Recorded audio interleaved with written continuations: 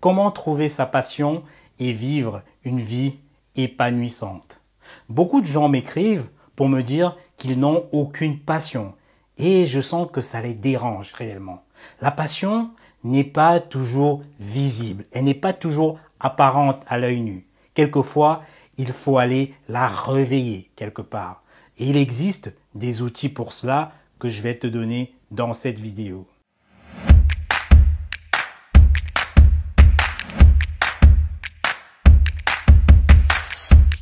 Bienvenue dans la 17e vidéo de la série qui s'intitule Le pouvoir du mindset. Comme tu le sais, c'est une série de petites vidéos de 5, 8, 15 minutes que tu peux regarder comme cela en allant au travail ou bien lors de ta pause ou même le soir juste avant de te coucher. Donc si tu veux développer tes compétences business, si tu veux découvrir des méthodes pour bâtir l'entreprise dont tu as souvent rêvé, ben écoute, clique sur le bouton rouge s'abonner et donc abonne-toi à cette chaîne. Mais surtout, n'oublie pas d'activer la notification pour recevoir régulièrement les vidéos lorsqu'elles seront en ligne. Si tu ne me connais pas, je suis Bertrand Nouage, je suis chef d'entreprise depuis 2006 et je suis spécialisé dans les stratégies d'entreprise, dans la vente, les stratégies de vente et également dans le marketing digital. D'ailleurs, j'accompagne de nombreux entrepreneurs à multiplier leur chiffre d'affaires à travers mes séminaires que j'organise souvent, à travers mes formations et également à travers toutes mes nombreuses publications. La première chose à faire pour trouver ta passion et vivre une vie épanouissante, c'est de scruter tout ce que tu adores faire. Dis-moi, qu'est-ce que tu adores faire? Quelle est la chose qui te fait plaisir? Quelle est la chose que quand tu fais, tu oublies quasiment le temps passé? C'est-à-dire que le temps se suspend. Des fois, c'est des choses que quand tu fais, tu oublies quasiment de manger.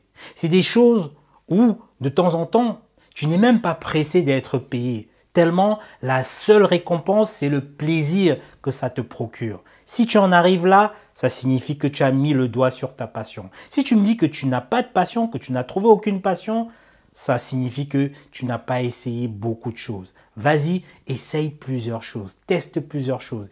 Et tu verras, à ce moment, tu sauras que ça j'aime, ça, je n'aime pas. Ça, j'adore. Ça, par contre, j'adore pas. Mais il y a une chance que peut-être tu aies trouvé cette passion il y a très très longtemps quand tu étais tout jeune, dans ta jeunesse. Donc, dans ce cas, je te conseille de fouiller dans tes souvenirs. Fouille dans tes souvenirs d'enfance parce que c'est là que tu vas peut-être te rendre compte qu'il y avait des choses que tu aimais construire, que tu aimais lire, que tu aimais collectionner. Mais surtout, ce qui est important est quand même le courage de transformer cette passion en un métier pour pouvoir gagner ta vie. Parce que les gens ont souvent l'impression que la passion, elle est non monétisable, c'est-à-dire qu'on ne doit pas faire de l'argent avec. Non, c'est tout faux. C'est justement grâce à la passion qu'on gagne souvent beaucoup d'argent. Regarde le cas des sportifs, regarde le cas des musiciens. Quand tu as une passion, là, c'est là justement où tu peux faire énormément d'argent. Donc, pour trouver ta passion, fais un état des lieux de ce que tu adorais faire il y a très longtemps dans ton enfance et je pense que là, tu ne vas pas te tromper. Tu sauras à quel moment tu as mis le doigt sur ta vraie passion. La deuxième chose à faire pour trouver ta passion et vivre une vie épanouissante, c'est d'identifier les choses que tu trouves vraiment faciles à faire. Quelle est la chose que quand tu fais naturellement, tout le monde te dit « Waouh, c'est super, mais comment est-ce que tu l'as fait ?» Alors que pour toi, ça paraît vraiment normal en fait. Donc ça signifie que c'est là que se trouve ton génie. Ça signifie que ton talent naturel se trouve vraiment dans ce domaine. Et quand tu utilises généralement ton talent naturel, tu vas voir que le travail n'est plus une corvée. Tu seras forcément le meilleur parce que tu ne vois pas le temps passer et tu peux mettre des heures et des heures à peaufiner ton talent. Et tu peux gagner comme ça beaucoup d'argent grâce à ce seul talent. Si par exemple tu as des facilités de mémorisation et que tout le monde te fait « Waouh, mais comment est-ce que tu mémorises ?» Écoute, ça signifie que ton talent, ta passion se trouve dans ce domaine. Si par exemple tu as des facilités à apprendre plusieurs langues nouvelles, ça signifie que là aussi peut se situer ta passion. Si tu as l'oreille fine et que tu arrives à mémoriser très facilement des notes de musique, là aussi par exemple, ça signifie que se trouve ta passion. Donc si la chose que tu fais, tu la trouves facile et que ton entourage te dit mais comment est-ce que tu l'as fait? Bah, si tu es dans cette zone-là, bah écoute, sache que tu peux en faire vraiment ta passion et tu verras que ton travail ne sera plus une corvée. La troisième chose à faire pour trouver ta passion et vivre une vie épanouie, c'est de considérer par exemple un domaine où tu aimes aider l'autre en fait. Parce que quand on parle de passion, il ne s'agit pas de quelque chose qui est centré autour de soi. Non, c'est quelque chose qui est beaucoup plus grand que soi, souvent. Il s'agit de quelque chose qui ne te sert pas juste à payer tes factures à la fin du mois. Mais ici, on pense en termes de satisfaction de l'autre. Comment est-ce que j'aide l'autre, en fait? Et c'est à travers ce service que tu obtiens souvent de l'épanouissement. Si tu n'es pas passionné par quelque chose, c'est sûr que tu peux obtenir tous les beaux résultats.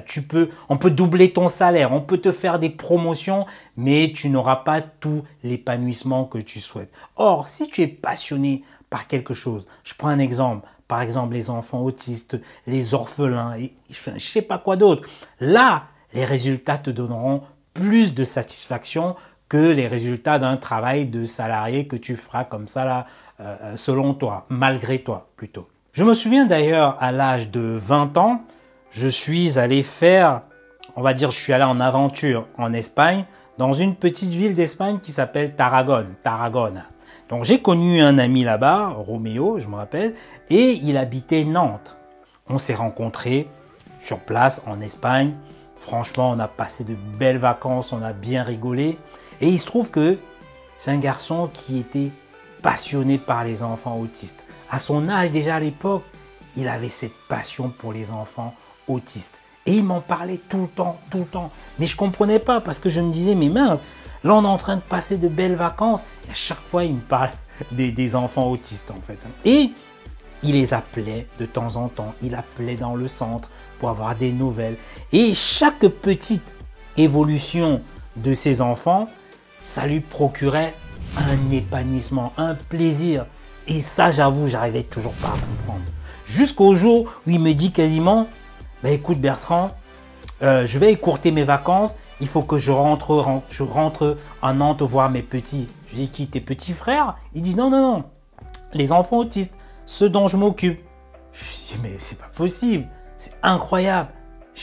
À mon âge, à cet âge-là, j'avais 20 ans, j'avais du mal à capter ça, à comprendre ça. Donc, c'est quelque chose que j'ai appris après le temps. J'ai appris après que ça, c'est vraiment la passion. Il est né avec cette passion, la passion d'aider l'autre. Et il me disait d'ailleurs que pour rien au monde, il ne quitterait ce métier. Mais vraiment pour rien au monde. Donc, si tu aimes aider, si tu aimes soutenir des causes, c'est peut-être là que se situe ta passion.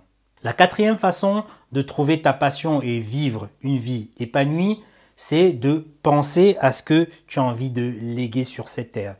Qu'est-ce que j'ai envie de faire pour marquer ma présence sur terre? Il faut que tu te poses cette question. De quoi je voudrais qu'on se rappelle quand je ne serai plus de ce monde? Ça, ce sont des vraies questions. Parce que en te posant ce genre de questions, tu peux trouver ta passion.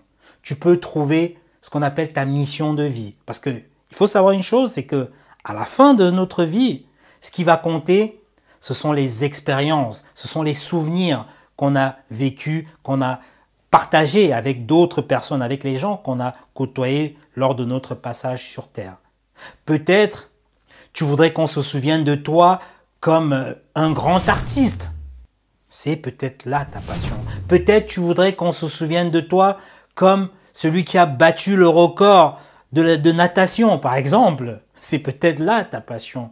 Peut-être tu voudrais qu'on se souvienne de toi comme celui qui a bien élevé ses enfants. Oui, c'est aussi peut-être là ta passion. Donc, pose-toi la question de savoir qu'est-ce que j'aimerais laisser sur cette terre?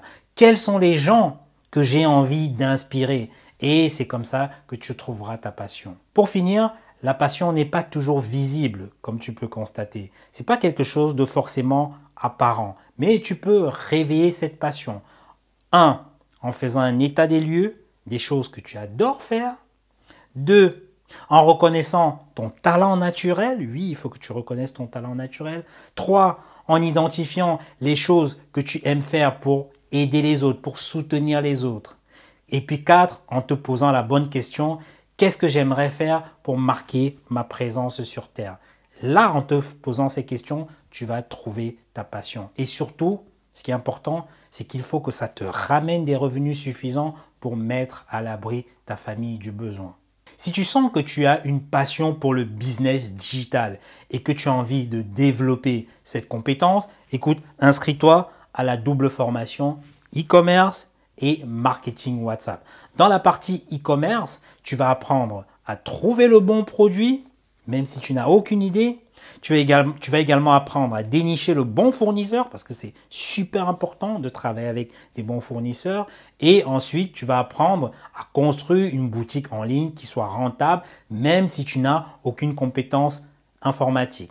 Et dans la partie marketing WhatsApp, tu vas apprendre à attirer les clients, à vendre et à les fidéliser. Et ça, tu vas voir que tu auras un réel avantage sur tes concurrents. Écoute, inscris-toi à la double formation e-commerce et marketing WhatsApp. Et comme je le dis souvent, tout ce que tu ne sais pas aujourd'hui te coûtera très cher demain. À bientôt.